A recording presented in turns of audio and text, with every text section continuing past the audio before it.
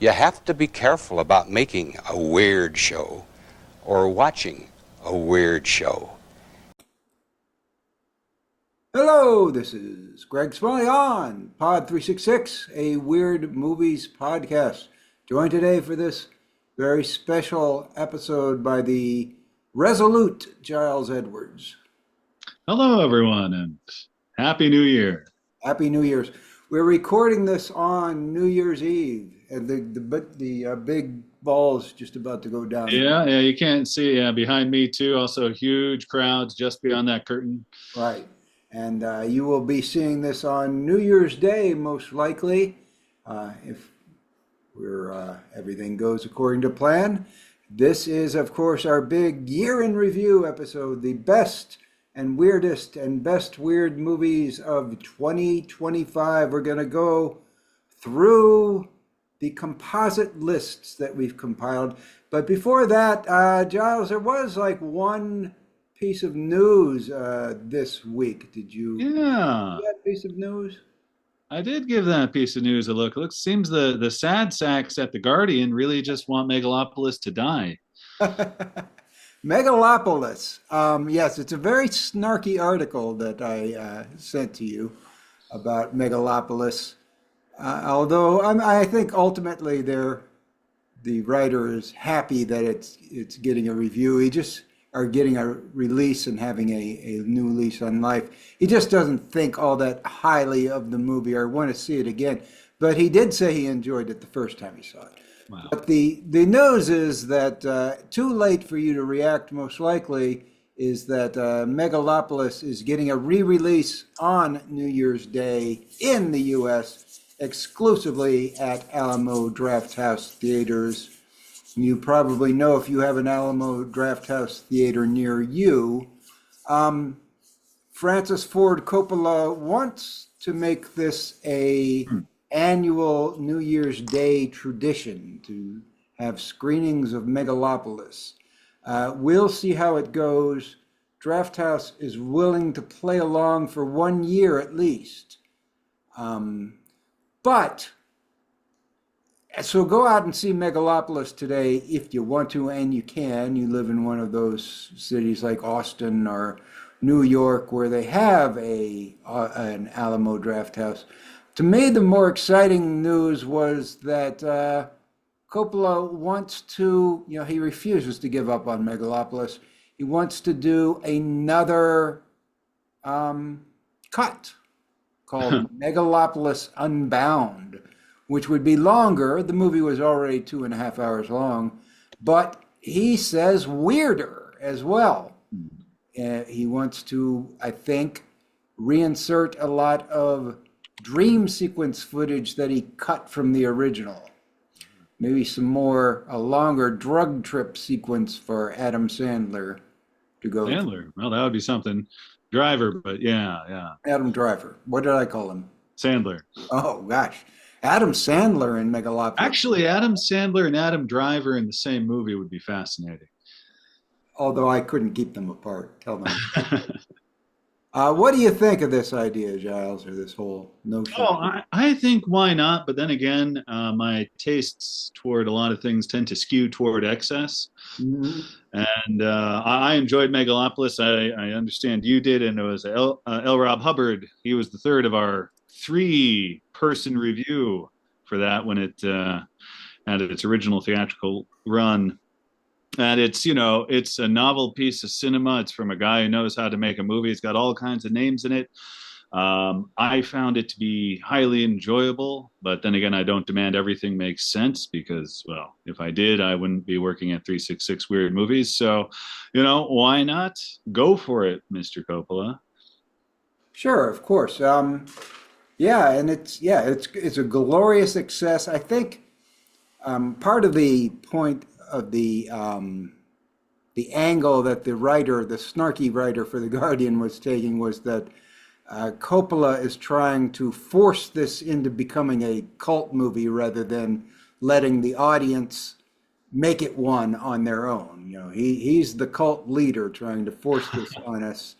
I'm willing to have it forced on me a little, but Yeah, I I think. also, it would be better if it could grow organically, but Yeah, but I'm willing to give a towering giant in the world of cinema like Francis Ford Coppola about as much leeway as they care to take. Because the thing is, unless people are arriving and forcing you at gunpoint to check out Megalopolis, you're only going to see it if you want to anyway. So, yeah, that's probably his next thing, though, is he's going to send he's going to to private army of encouragers. yes, of encouragers. So now let's move into our review of 2025 and the best and weirdest and best weird movies of 2025. Giles, do you see the screen? I do. Is that what, 40-ish? Describe each of them in detail, please. All We right, have, starting. I think we have 39 Okay. items. So here's the procedure. We had a general universe of about 40, almost 50 movies that we reviewed last year. Weird movies with a 2025 general date. And I asked several of our contributors to make lists of the best of these movies and the weirdest of these movies, ranked lists. And then we added them all together, gave them points, and made a composite list. Actually, I will have 3 composite lists for you. A list of the movies everyone thought was the weirdest, a list of the movies everyone thought was the best, and then the composite list, which considers both the movie's quality and their weirdness, with the weirdness being a higher component of that formula. Hopefully that's not too confusing. There are 3 lists: the weirdest movies of 2025, the best weird movies of 2025, and the composite list of the, the splitting the difference. Those are the movies that are both weird and good, probably the ones you should most be looking at. One last thing, we had 5 participants this year. Only Giles is joining us. Myself, Giles, L. Rob Hubbard, who was here last year but could not be here this year. Michael Diamades, who is just joined the site in 2025 and hails from Greece, where he writes about a lot of movies that we don't get to see. And then Enar Clark also contributed, who Enar lives in New York City and gets to see some of these ones on the big screen that we don't get to see. I've seen all of these movies but one. One last thing, I said there was a universe of about almost 50 movies. These are the 39 that got at least 1 vote in the polls. So not all of them and not all of these will show up on our final lists. Some of them were ranked at the bottom and didn't make the composite lists. But what we are going to do, let's start out with Giles telling us, just run through your top 10 weird movies of the year from number 10 to number 1, if you would, for us. All right. Well, I quickly threw this together before the deadline. So at number 10 of Top Weird, An Evening Song for 3 Voices. Number 9, Kryptic. Number 8, Myth of Man. Number 7, Baby Invasion. Number 6, Batman Ninja versus the Yakuza League. Number 5, Soul to Squeeze. Number 4, Boys Go to Jupiter. Number 3, Reflections in a Dead Diamond. Number 2, Kill the Jockey. And number 1, The Wheel of Heaven. All right, so why don't you discuss your weirdest movie and why you thought it was the weirdest movie of the year, if you would? Yeah, well, all the other let's see, the other 9 on my list, except maybe, Baby Invasion is its own kind of thing, so maybe I should have ranked that higher. But Wheel of Heaven is probably the most detached from a traditional narrative style. It's got a choose your own adventure thing going on, and it keeps interrupting itself with different parts of itself throughout. In what I will say from my limited exposure, real Badan fashion. It kind of helps it, I think, that it was built out of parts assembled at different times. I remember seeing the opening segment as a short standalone feature a few years ago at Fantasia. What I've got for my Why Am I Joining the Apocrypha spiel probably sums it up well, is the Wheel of Heaven unspools before the viewer as a direct conduit into the filmmaker's mind, including his rapid-fire attention span. With death, Derek, sex, and banana splits in the proceedings, Badan's movie is as strange as it is hurried. So it's rather strange, rather fast, and goes a bunch of places. Yeah. I will point out that this poster we have, although Joe Badan approved, is incorrect because it says The Wheel of Heaven, a short film by Joe Badan, and it is not. It is the entire feature film presentation. It's it's presented as a series of episodes, and as you say, that first one, which was called Blood of the Dinosaurs, is the most standalone of them, and it's like a prologue in this one.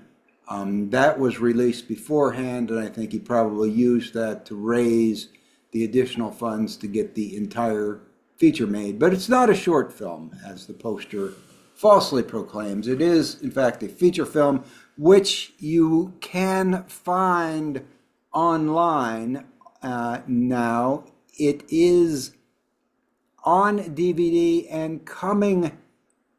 We are promised it is coming soon to various VOD outlets. I think it may, I'm going to check real quick. I think it may even be up now, but give me just a second.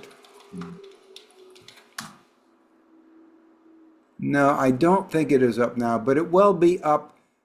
We're promised by January it will be on VOD services for you to find. As of now, you can get it directly on Blu-ray.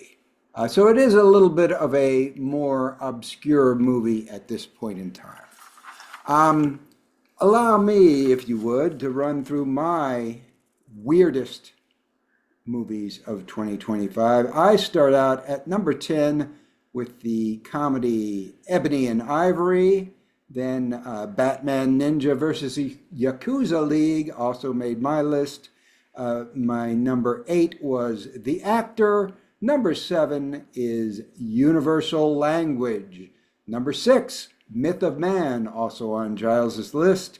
Number 5, Kill the Jockey, also on Giles's list.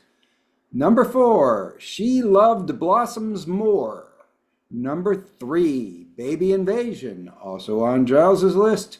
Number 2, Mr. K, the Crispin Glover-led Kafka-esque movie. And the number 1 weirdest movie I saw this year was, or I believed I saw this year, was this one, Reflection in a Dead Diamond, which is Helene Catet and Bruno Forzi. What number did this come on your list, Giles? I think it was in the top 5. Top 5. Number 4. Number 4. Nope, number 3. Excuse me. 3. Yeah, so it was 3 on Giles, 1 on mine. That's pretty good. Boy, this movie is weird, though. It is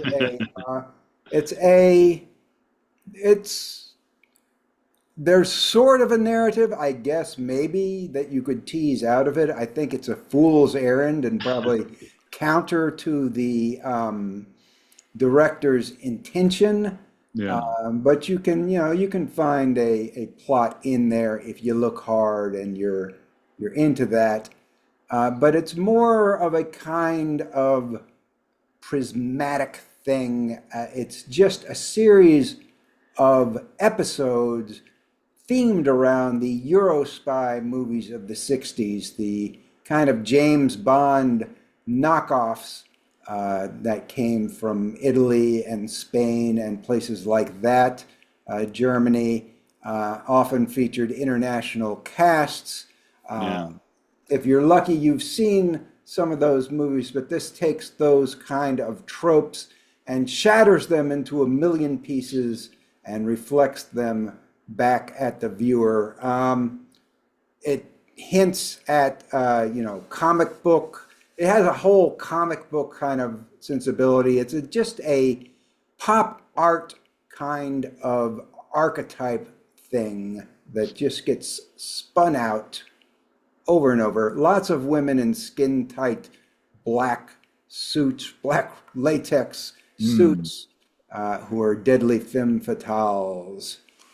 And of course, the great stylization, the cinematography and stylization that Catet and Forzy are known for.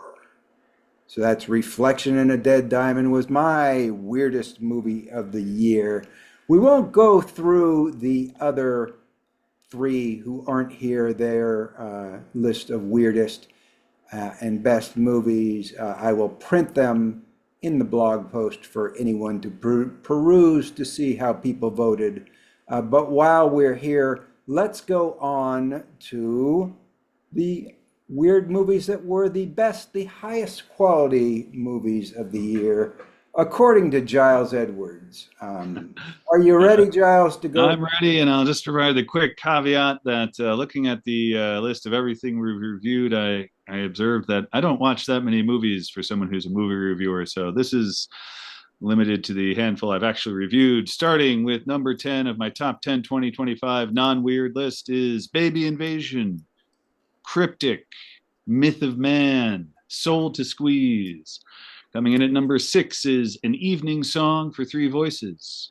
Then number 5, The Ice Tower. Number 4, Boys Go to Jupiter. Number 3, Reflections in a Dead Diamond.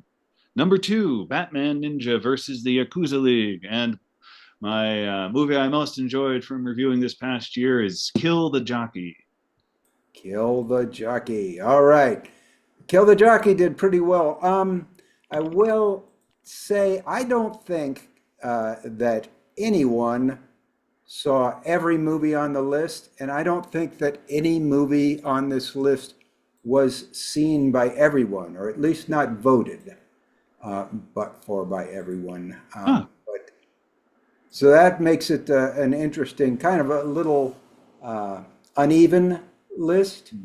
But I can't force everybody to see every movie, so I saw all but one. But I did see Kill the Jockey, as you did, Giles. And would you like to tell people why you thought Kill the Jockey was the best movie of the year? A lot going for it is I quite like the fact that it was kind of the most random. It was one of those weeks where you've often found some sort of screener for me, or I've stumbled across something and it was kind of last moment. I was like, okay, Kill the Jockey. We saw the trailer, which didn't really give any hint as to what would be going on, but it was just such a fun and stylish, and then ultimately increasingly strange romp through this contemporary mobster scene through the lens of this morphing jockey character. And since I don't know much about jockey or horse racing, that helped in it, at least in as much as like all the little sort of montages before, like a race event or whatever, was like kind of like totally new to me, which was part of the sense of discovery. And what the jockey ultimately ends up as after their glorious victory coupled with a crippling accident was just it was just great out of the blue fun. Okay.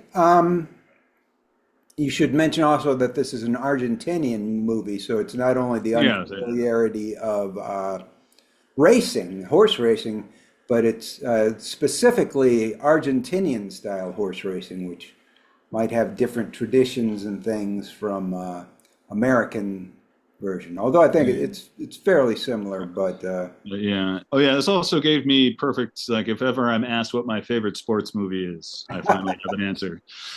you finally have an answer. Okay. Well, that's Kill the Jockey, Giles's best weird movie of 2025. Let me run through my best weird movies of 2025. I start out at number 10 with Best Wishes to All, a little Japanese movie, Japanese horror movie. I think I may be the only one who saw it, though. My number 9 was The Shrouds, which shall return, David Cronenberg's movie. Number 8 was a French movie called Else, which Giles had seen, I think. Number 7, She Loved Blossoms More, a Greek movie. Number 6, Boys Go to Jupiter, an American independent animation. Number 5 was Kill the Jockey. Number 4, Reflections in a Dead Diamond. Number 3, The Surfer, the Nick Cage movie. And number 2, Universal Language, Matthew Rankin. And my number 1 weird movie of the year, probably the movie people here will be most familiar with of all the movies we have, Bugonia. Bugonia, Yorgos Lanthimos' remake of the Korean cult film Save the Green Planet, which Kill the Green Planet is a Freudian slip, I'm afraid. Save the Green Planet, a movie that was quite successful on its own and even made our 366 weirdest movies of all time.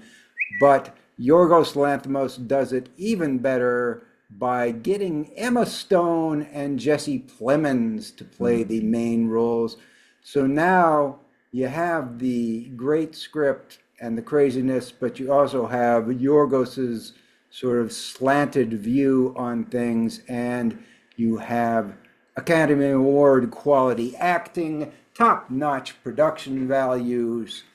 It generally follows the plot of Save the Green Planet, which is about a sort of crazy conspiracy theorist who is convinced that aliens live among us and are influencing our world, and who kidnaps a CEO to try to experiment on her and force her to let him talk to the alien overlords so that he can negotiate the fate of Earth.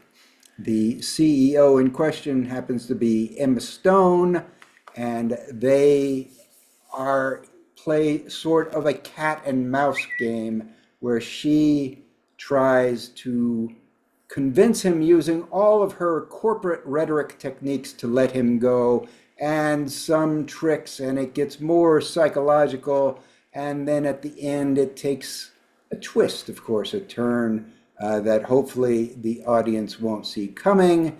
And then in the epilogue, Lanthimos does something that's not from the original movie, is highly poetic and very moving, and just nails pretty much everything here. And that is why Bugonia was my number 1 movie of the year.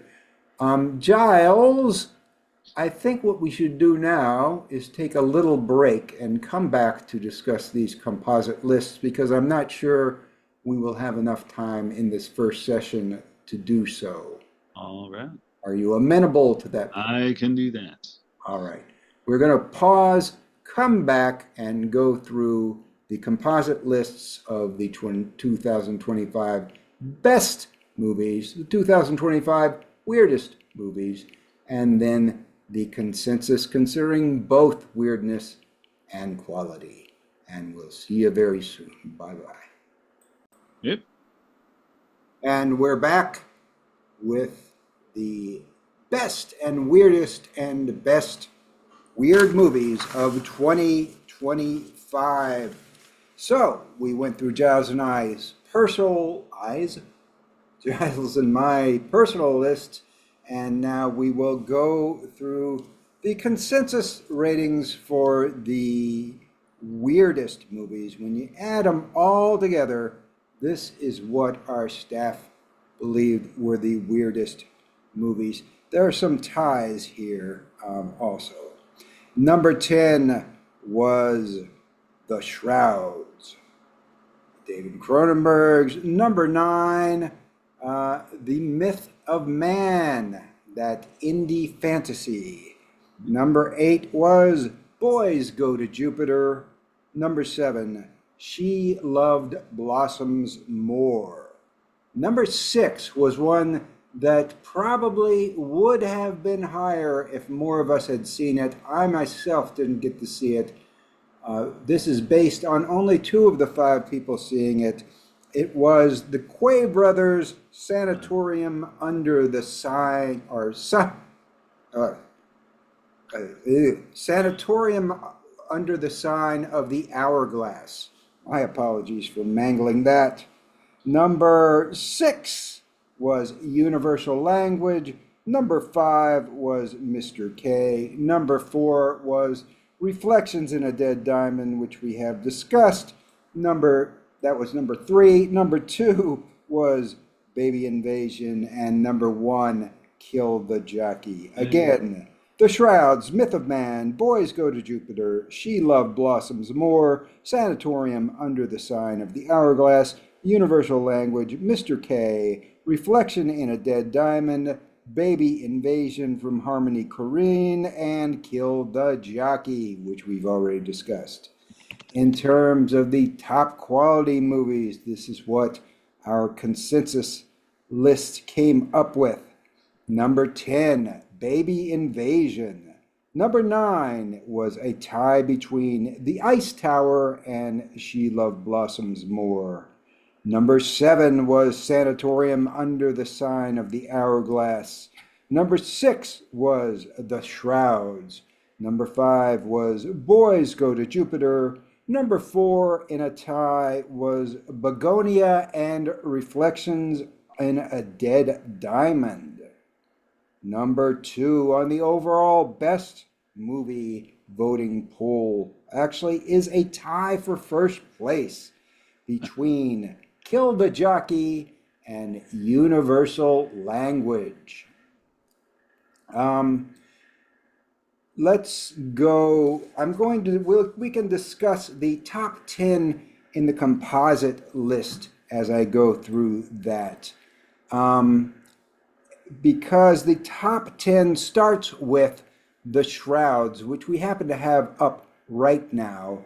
The Shrouds, that was the David Cronenberg movie made sort of in the wake of his wife's death, about a funeral director who invents a gravestone where you can view your loved one's decomposing remains. Why anyone would want to do that is best left to David Cronenberg's mind.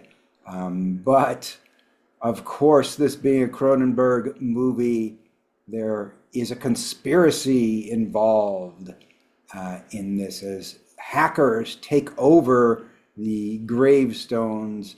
And why would they do this? Who knows? You'll have to watch the movie to find out. And it gets weird at the end, too.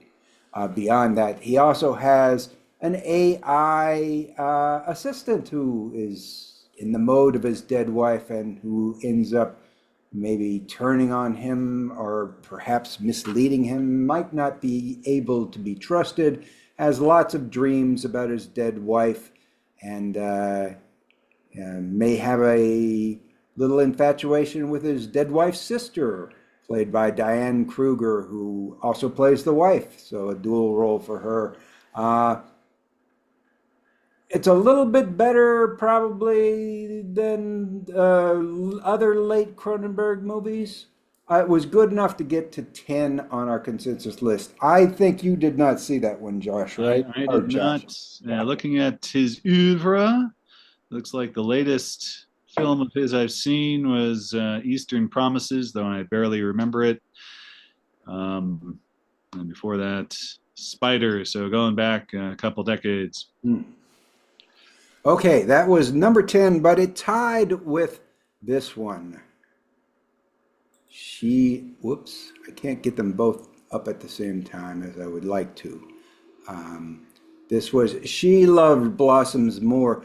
Giles, I believe you did see this one, didn't you? Or did you not? Let me just drum up the 366. No, actually, I think I may. Yeah, I think I haven't. You haven't seen it. Who? Yeah, I think I very nearly volunteered for it.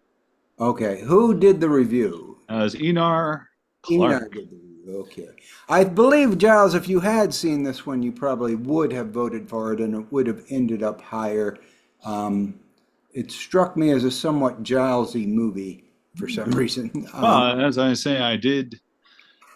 I know I very nearly put my name forward to check it out. So yeah, and having read Enar's review, it does sound right up my street.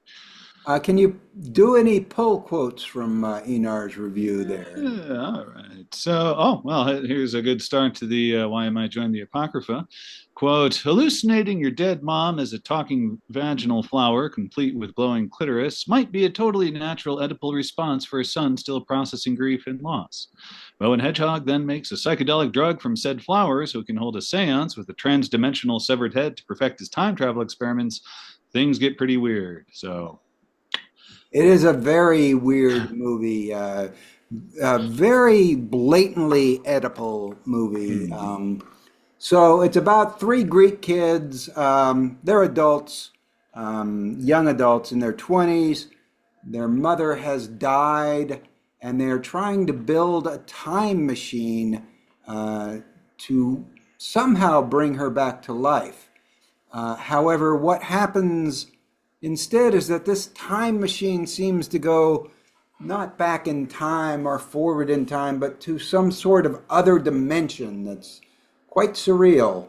And they're able to send things like they send a chicken through to this other dimension. Then a girlfriend of one of the three boys shows up and brings some psychedelic drugs, and they all get extremely high.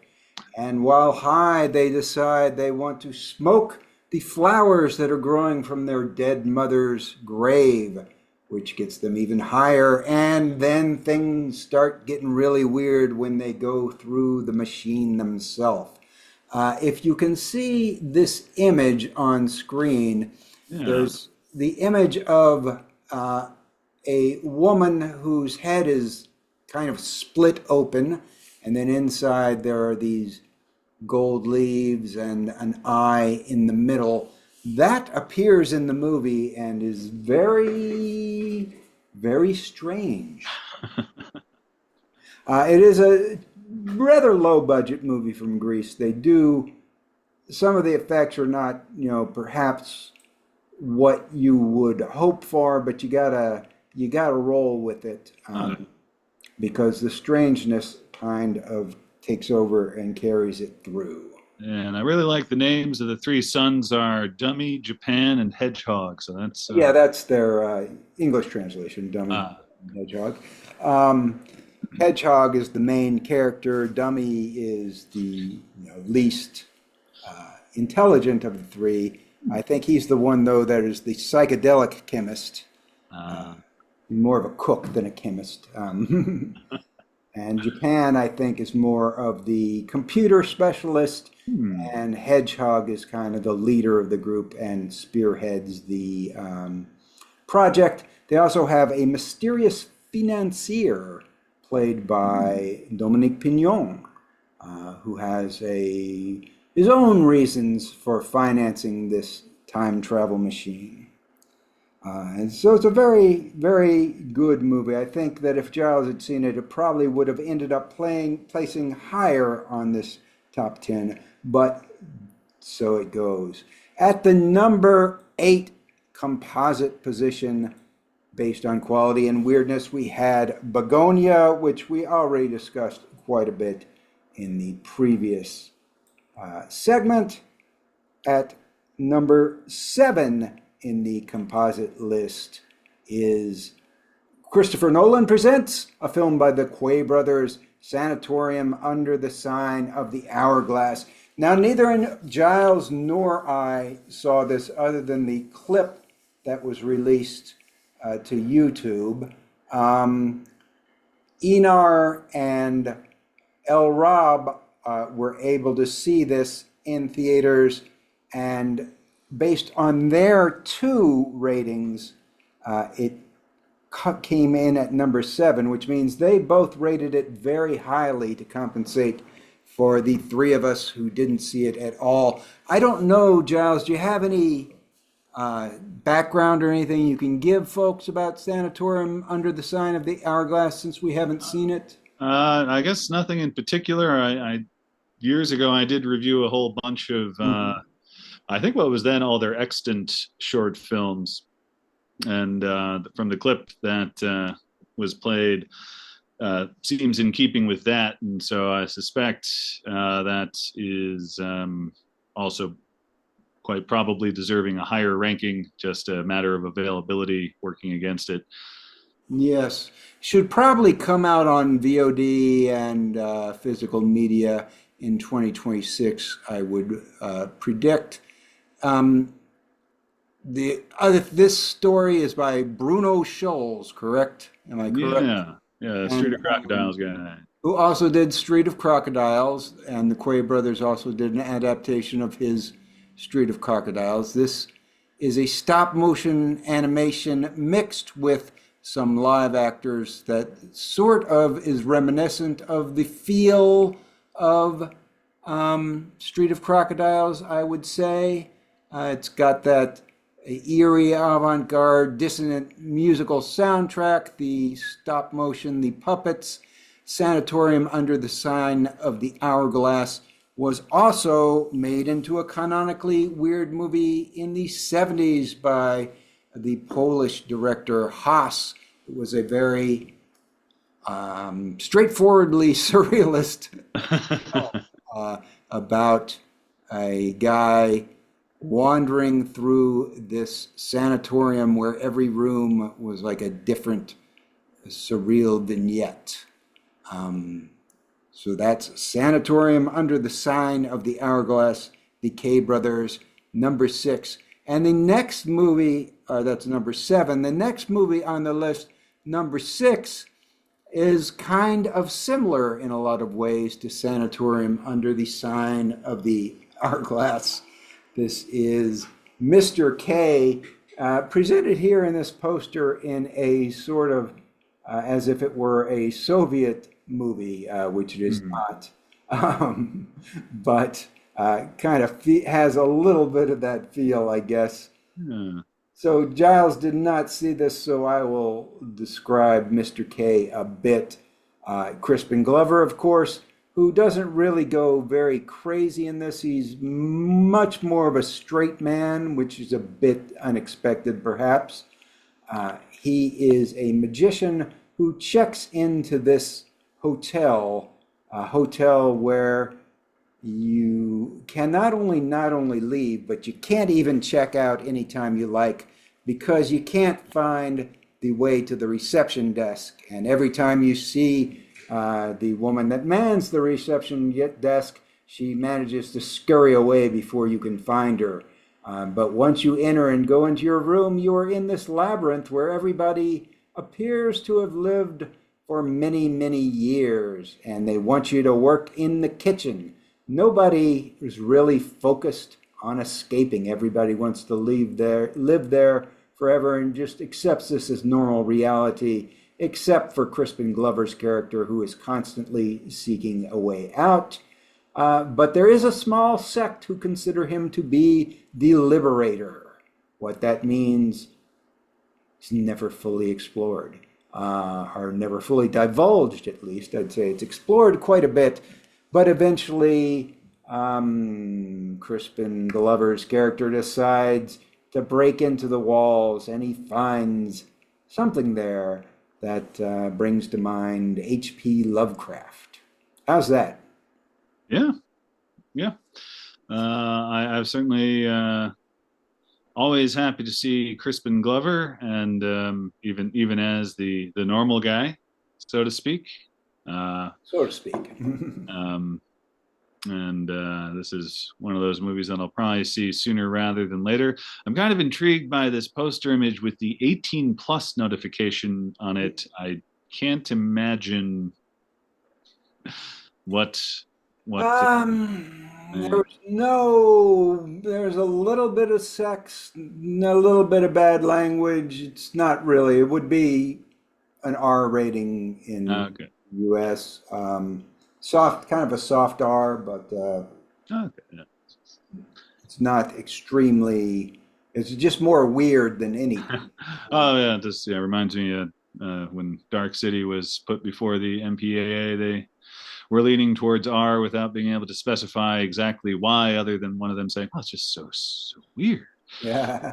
So okay, I can see that for sure. I will say, let me add that Enar Clark originally reviewed this movie, and his review was a bit mediocre, but based on his end of the year rankings, he has come around to like it better.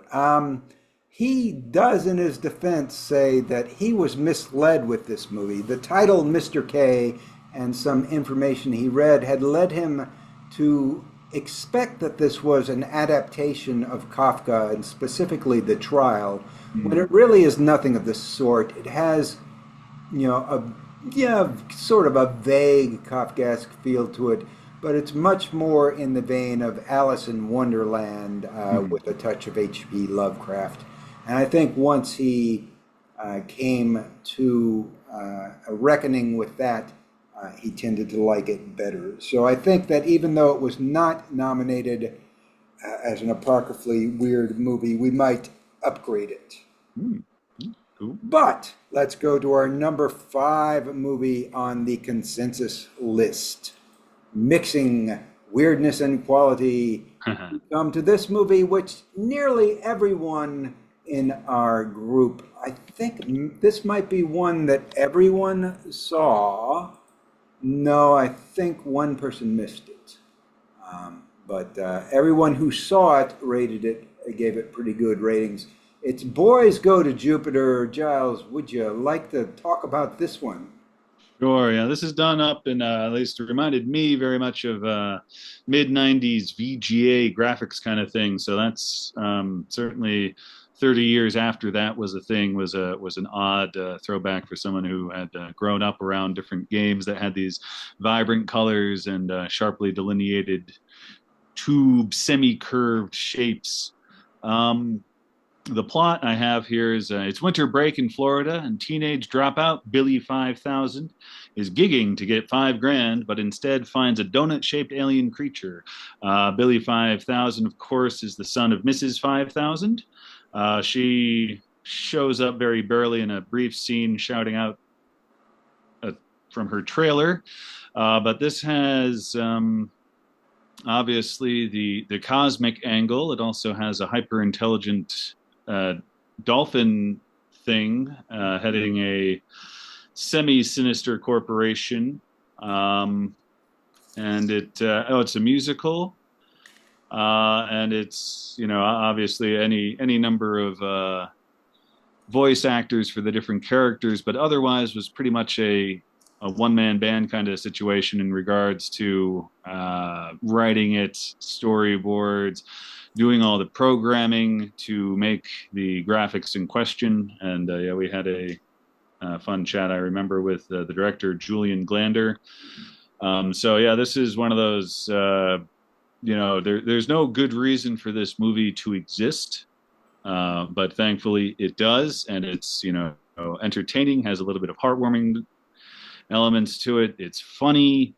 It's a real Bildungsroman kind of thing, and that boy growing up. So yeah, it's a delightful little oddity. Yes, that's number 5. Boys Go to Jupiter, and our number 4 be. This was some movie, wasn't it? It was. It sure was. This is Baby Invasion, and it certainly was weird enough to score enough points to score as our number 4 movie of the year.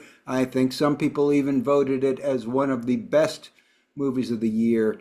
If you like, Giles, I'd like for you to take to describing this one for the viewers. This one is set up I believe it's bookended by two very brief scenes of this woman talking about a program that she was involved in the creation of for some old kind of internet RPG style game that apparently was hijacked by various criminal elements for the purposes of streaming illegal shenanigans live. In the case of this, it's like this gang of thugs who are appallingly well armed take over this mansion. Their faces, however, are always obscured by these ever moving baby avatar faces, hence the title and the odd graphic here of a horned baby face emerging from a body of water. And it's just sort of goes on in a kind of real, other than the bookends, is this sort of real time broadcast of these people going around this mansion and stealing stuff and intimidating the inhabitants with a constant stream of user remarks showing up on screen. So I imagine it'd probably take several views to truly read everything that's going on in here, because it's a very, very busy movie. And it's like, yeah, Harmony Korine in this is just he's made the movie he wanted to, and doesn't seem to be catering to anyone in particular, although apparently he touched the hearts of several 366 movie reviewers. I think it's him experimenting in form, right, and experimenting with videos. But there is sort of more, to me. Maybe it's my imagination. I'm imagining that Harmony Korine is mellowing over the age. There's more of a satirical take to it. Oh, definitely.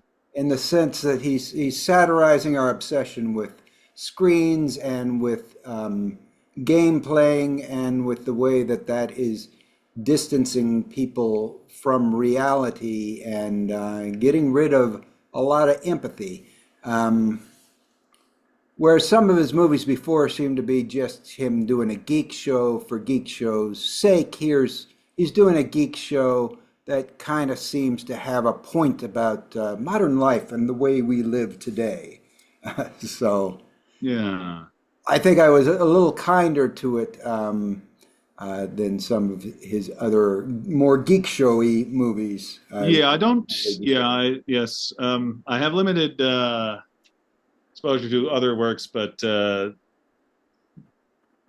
there was a sympathy I could get for some of his objects of interest in previous films that made me a little hesitant to enjoy what was being, the very fact that even just recording them doing what they normally would be doing, I felt might be kind of bad. But yeah, I think in Baby Invasion, there's definitely some commentary going on. I have a line here.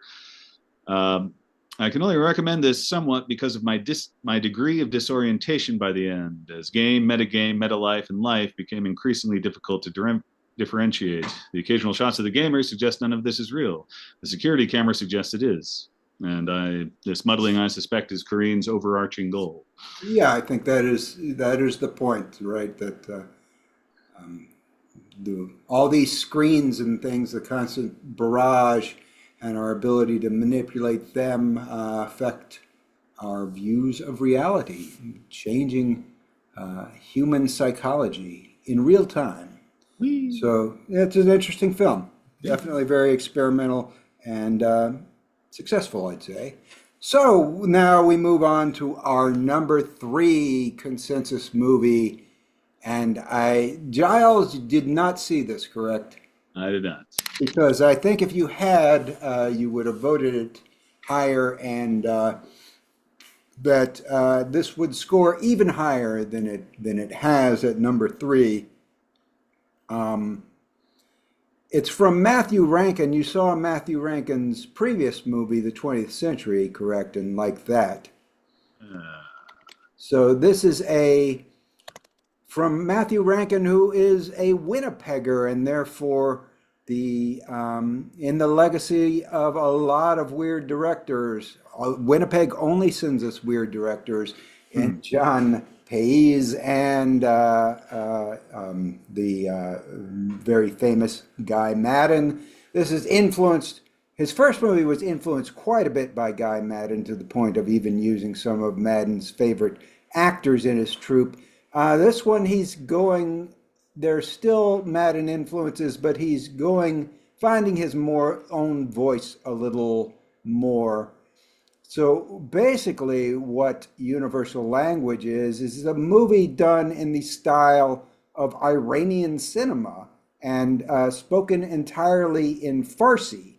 However, it is set in Winnipeg and even includes a Winnipeg tour guide who visits famous sites in Winnipeg, which, of course, it being Winnipeg, aren't all that interesting, but they do tours anyway.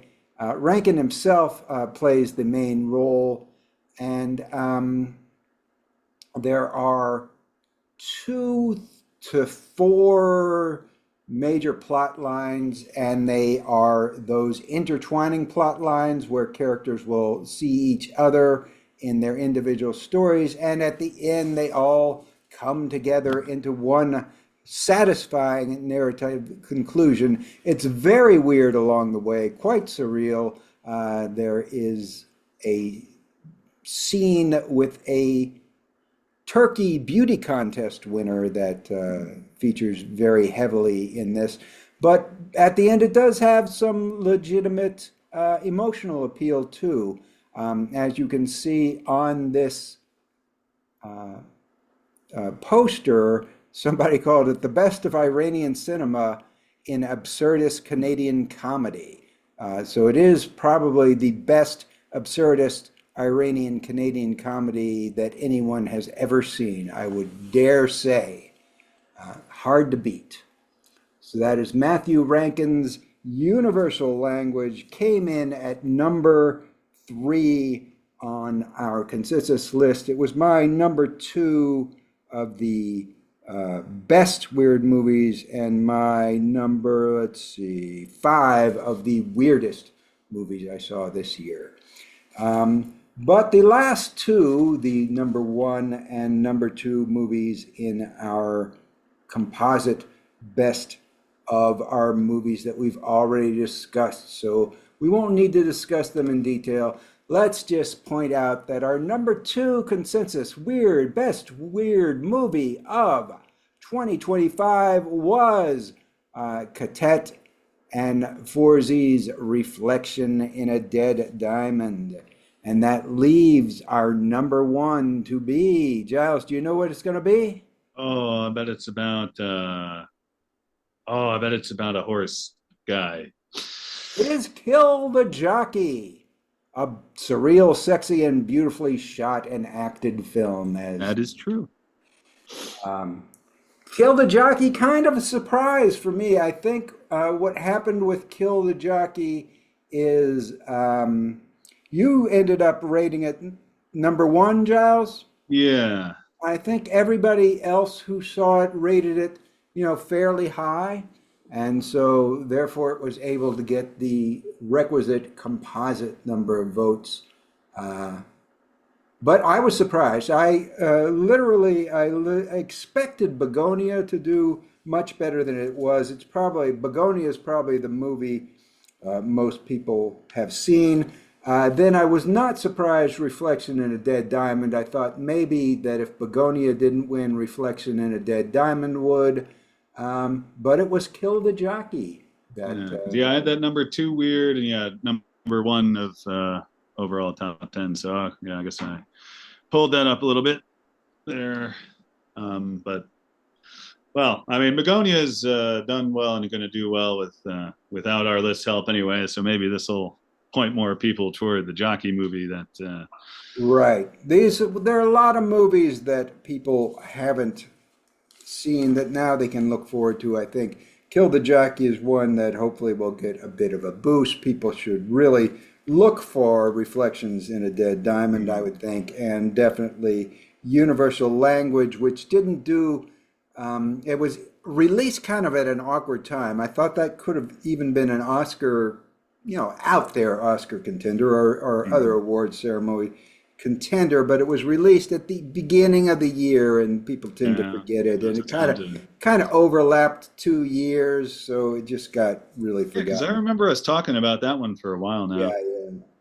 Yeah. Baby Invasion, people can always check out if you're, that's for the younger folks. Oh yeah, younger, and it's like, perfect for streaming. That's like one movie that I don't think I ever want a physical release because of just the nature of the movie itself, Boys Go to Jupiter is kind of a movie I think that almost anybody can enjoy. It's it's not, you don't have to worry about it being too weird.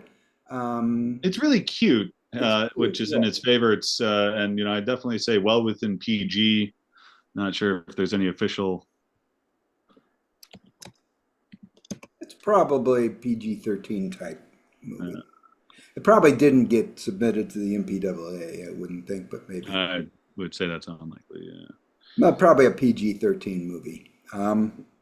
Mr. K is sort of a legitimately surrealist movie, so you got to know what you're getting into. Even more so is Sanatorium, which we are hoping we will get to see. Bugonia, already mentioned. Any weird movie lover has probably already seen that other than Giles. She Loved Blossoms More is one I would recommend for people to seek out. A little raw, a little, wouldn't say amateur. It's a very promising young Greek director, but the effects, I think, are very ambitious, and they don't quite have the budget to pull them off the way they should. There's some very affecting moments there. And the Shrouds, of course, if you love Cronenberg, the Shrouds is one you should check out. So we're going to wrap up 2025 with that, and we'll see you in 2026 when we will have Richard Bailey has a new movie, and he will be returning to our show to discuss it. I believe that is next week. It is next week, and his new movie Howler, which I believe, he said December 30th, but I don't know if we've actually found that to be the case. But it will certainly be out and about with all the pertinent links when we talk to him. Right. And then we have other guests hopefully lined up for 2025 who we won't spoil. Joe Badon with Wheel of Heaven, when he gets that released on VOD, we expect to have on. Some others that aren't quite locked in yet, but I definitely expect to have. So we're going forward into 2026. Let's do another year, Giles. How's it sound? That sounds great. And, there are a few better ways to ring in the new year than by liking, subscribing, leaving comments, watching YouTube videos all the way to the end, buying our fine volumes for your own research, physical media purposes, and otherwise spreading the good word about weird movies to friends and family. Yeah, if you're looking for a New Year's resolution, I would say, liking every video we've ever put out and subscribing is a very good one. It will make you feel better about yourself. Step toward peace on earth starts with that. That's right. If we all would just pay attention to weird movies, there would be no war or famine. Well, there'd probably be a lot of famine, but there'd be no war. So, all right. Thank you. We'll see you all next week. This is Greg Smalley and Giles Edwards signing off. Cheers. Merry New Year and happy 2026. Weird. Yeah, I guess that is the word for it. Weird.